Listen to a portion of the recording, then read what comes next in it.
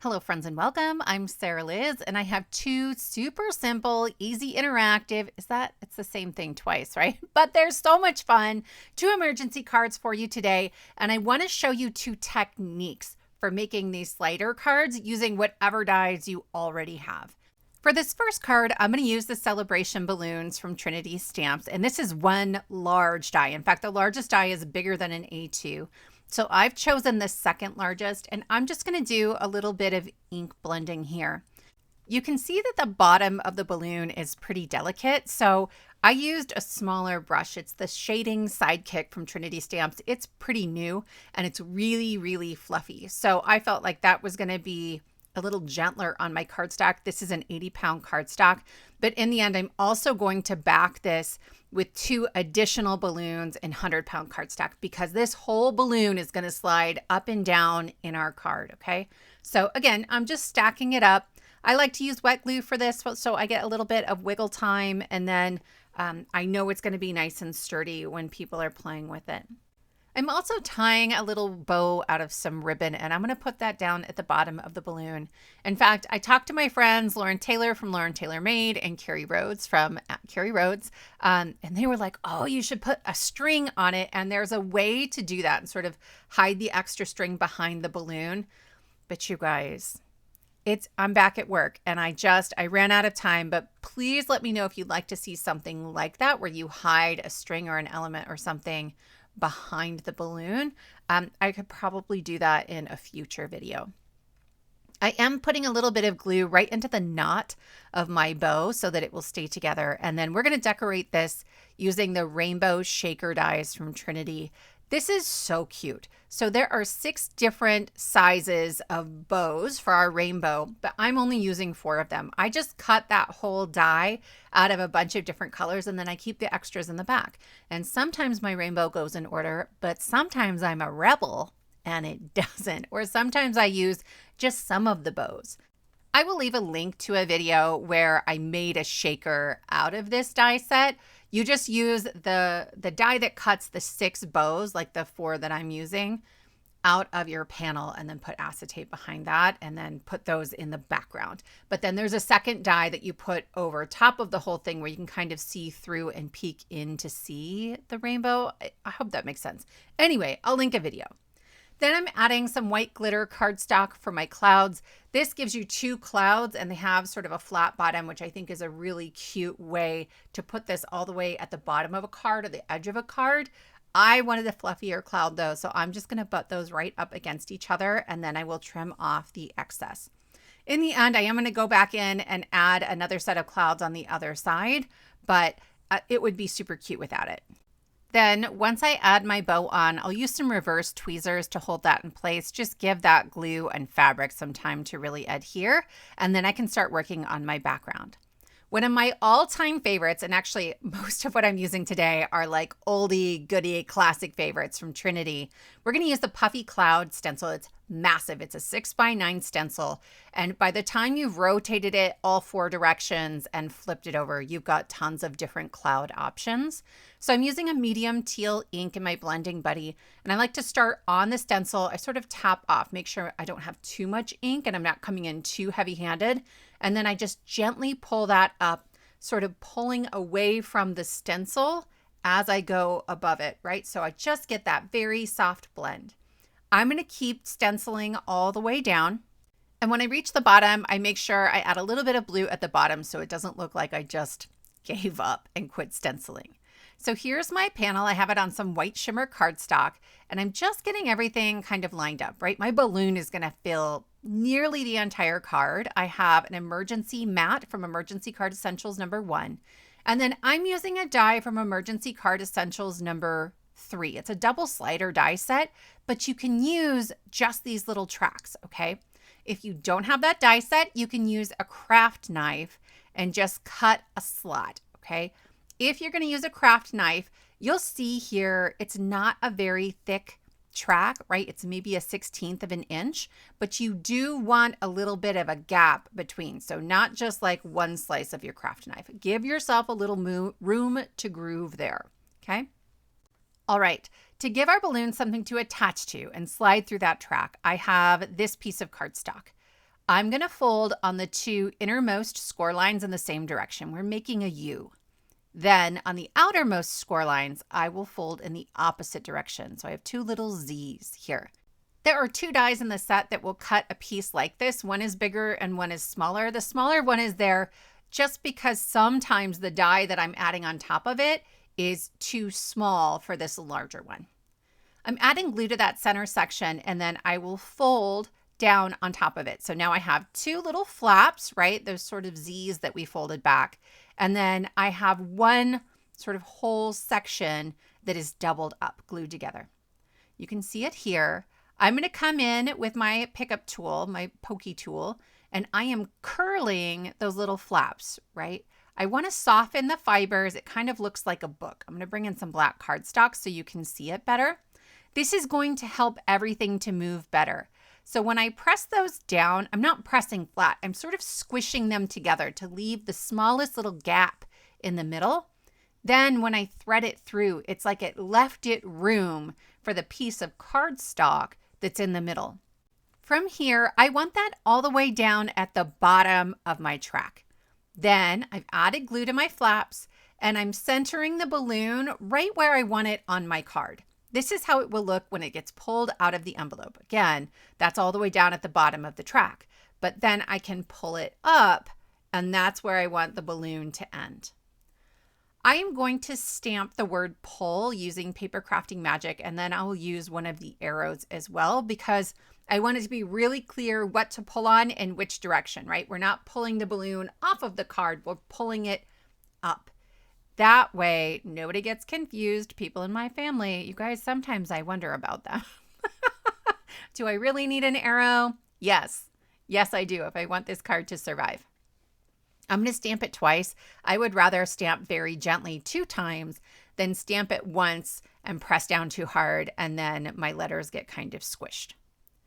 On the back of my panel, I have some scraps of cardstock and I've already glued these together. So they are each 2 thick. When you look at that little mechanism piece that's going through our slider track, it's doubled up, right? We glued that center section together. So I'm creating just as much lift as we have from that mechanism. Then I will use that to add it to my card base. On the second card, we'll use foam tape, but I had these scraps anyway, and I want that balloon to be able to stay in the up position, and that works better when you use scraps of cardstock than when you use foam tape. I have a little gap in my foam tape on the back of my mat, and that's so that the balloon can slide down behind it. But this is 80-pound cardstock, so I'm going to add that on there, and then I'm going to panic and cut another one. This is the scallop rectangle from Emergency Card Essentials #1. It's 2.5 by 1.5 inches, and it will perfectly fit our emergency sentiments. I know many of you have that die set, so don't forget this set of sentiments is linked by scanning the QR code on the back of the packaging.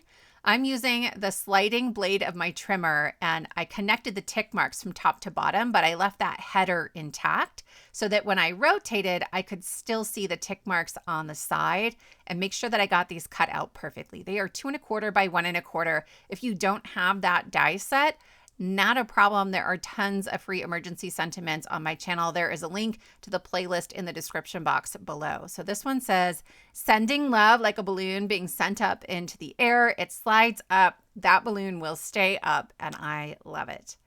For card number 2, we're going to hide something behind our slider track, and I needed a way to get a little extra lift. So I'm going to show you how to do that. I'm using the ice cream cone die set from Trinity Stamps. Here, this is again another like oldie but goodie from Trinity Stamps, but you could use anything, right? It could be a circle die and you're hiding one sentiment behind a circle where you've put together some stamped images or you've decorated it using ephemera pieces or something like that, okay? I wanted a really bold graphic look, so there are debossed details on here, and I'm just going over those with a marker. I did extend it a little bit on the far right side on the line I'm coloring right now, but other than that, I didn't want to worry about shading. I wanted it to look really clean and graphic. This one's going to be my craft roulette card, by the way. I wanted a little extra detail in the background, so I also grabbed the halftone stencil from Trinity. This is so great. There's sort of wider circles on the outside, and then they get smaller as you go towards the middle. And because it's a repeating pattern as you go up the stencil, it doesn't matter that my card is 4x6. That was the craft roulette parameter, because I can just move the stencil up and no one will know that my stencil was only meant for an A2 card, okay? So I want it as dark as possible at the bottom using this medium tone of teal, and then I'm going to get lighter as we go up. I thought, honestly, I was going to stop there, and you could, but I'm just going to shift this up and line up the places where I have already stenciled in with the circles at the bottom, and I'm using the very lightest hand at the top. It's not even all over, but just a hint of that pattern. Then while we have our inks out and we're making a mess, I'm going to go ahead and add a little bit of ink to my ice cream cone.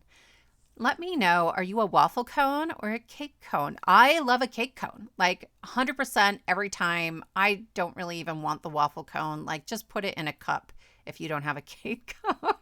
Like, I feel like I was in the minority when we would order ice cream as a family. Anyway, I'm going to glue my two panels together. So this stencil panel is actually only 3 3/4 inches wide by 6 inches tall. And I'm adding that onto a 4x6 panel. I like the idea better of having my track go through the 2 layers of cardstock instead of just the one. I didn't want the gap between the two. But once I get those glued together, I need to figure out where the track should go. So I'm just lining everything up, making sure it'll kind of fit on my card. And I want my ice cream scoops to be kind of wonky. The bottom one is pretty centered, but then the other two are leaning either direction. That sounds about right for my family. I'm just sticking the tip of my glue bottle between the scoops so I can glue them together and treat them as a single piece. Then I'll come back in from the backside and make sure we've got glue on all those edges, just because this does get pulled. This is the moving piece of our card, and I want it to be plenty sturdy. There are 4 different sizes of that slider track in Emergency Card Essentials number 3. It's called the double slider die set. And I will try to link to a video below that shows you the 4 different ways you can use that die set. This is the simplest way, but I am choosing one that is just a little taller than the piece that I want to reveal. It's a 2-inch circle mat, and I have a track that's, you know, a little taller than that. But I have to tuck that down behind the circle to make sure I still have enough room at the top of the card that is intact. So I'm not going to just have my ice cream scoops coming all the way up and out of the card.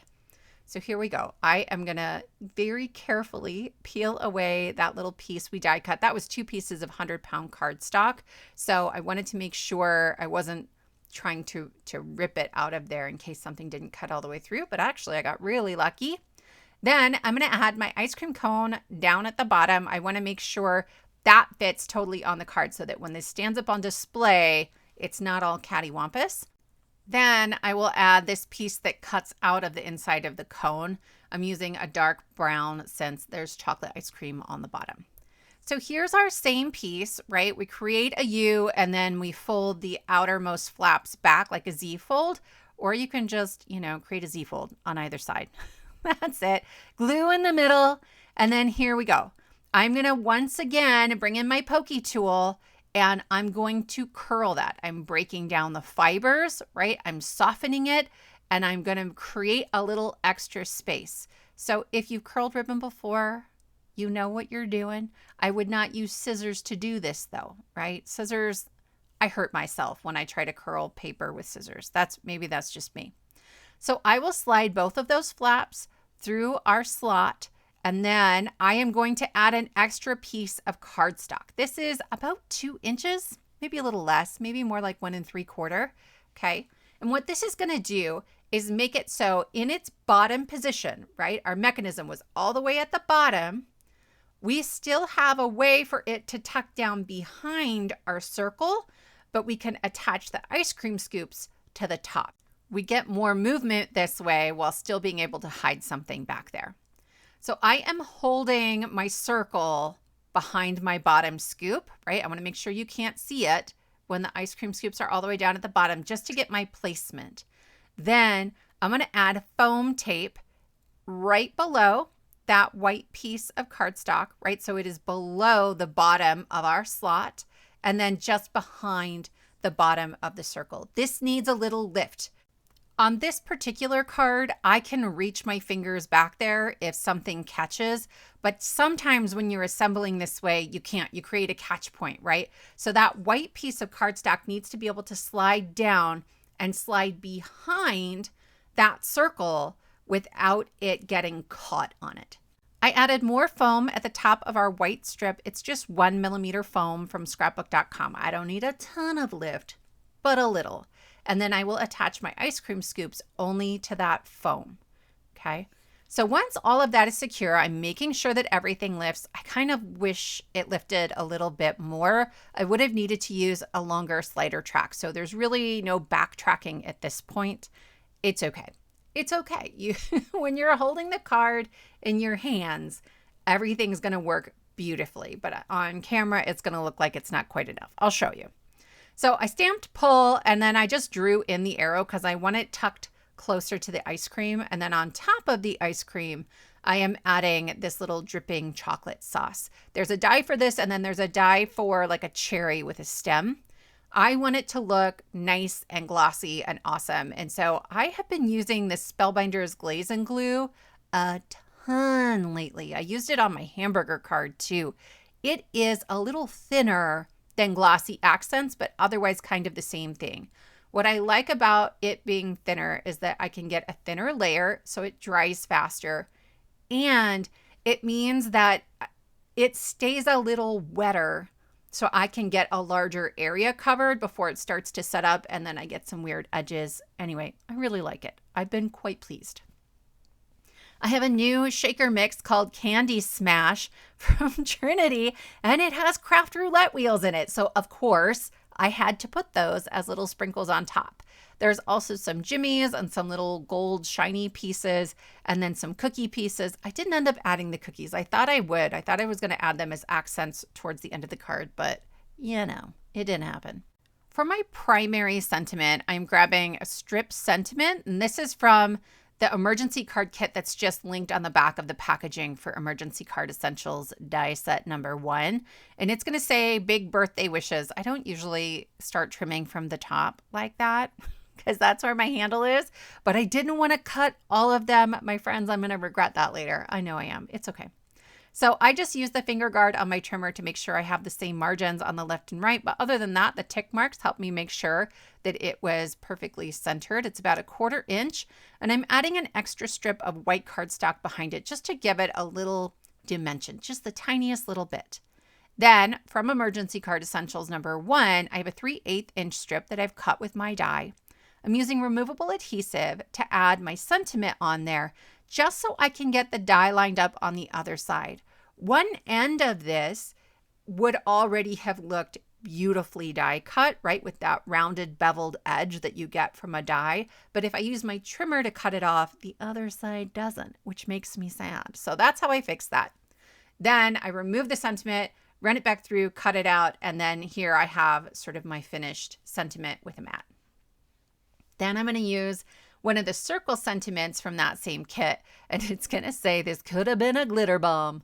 There's a bunch of circles in that set. I'm grabbing the 1 3/4 inch circle. There are printed circles on that page in particular, and they won't show. They're a little bit bigger than that 1 3/4 inch. So that way I know when it's centered and I know I'll get it right every time.